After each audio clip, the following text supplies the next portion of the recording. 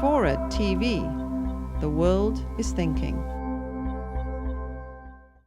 What I've seen in Afghanistan is a real disconnect between the amount of money that's gone and the perception of the aid that's arrived. You ask any Afghan outside the capital if that person has seen any benefits of international aid, because they don't distinguish between American and other countries, and they'll say no. Or they'll say, well, you know, we see the soldiers, we see the troops, but our lives have not changed. So I've often gone out with, for example, and this speaks a little bit to another question that was raised, you know, go out with military convoys, and they're bringing aid to villages, and they're hoping that, you know, this is going to help them get more information, for example, about, you know, where the Taliban are hiding or where the bad guys are hiding.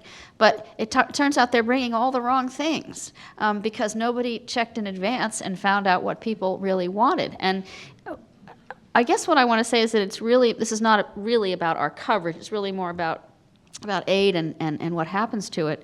I think it's really important for us to ask what it is that people really want, rather than imagining it and then sort of building a big structure and then presenting it. People do not want buildings.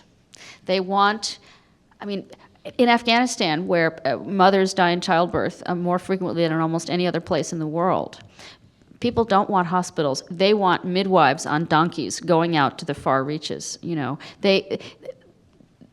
And there are things they want that are hard to accept. You know, they would rather have a new mosque than a new school in their village. Is it our choice? Do we say, "But no, we have to build a school"? If you know, we can't. We're not in the business of mosques. Drug trafficking is a huge problem now in Afghanistan. A lot of people there think, and it's my opinion too, that law enforcement is the key to stopping the drug trafficking. But instead, you have tons of aid, very well-meaning aid, going to projects that cannot work, such as planting eggplants and tomatoes, where any sane, logical person who is a small farmer will grow opium poppies. So this is not to criticize the intention, but often you do find there's this huge disconnect between what we think we are doing to help and what actually does get on the ground and what people perceive as happening.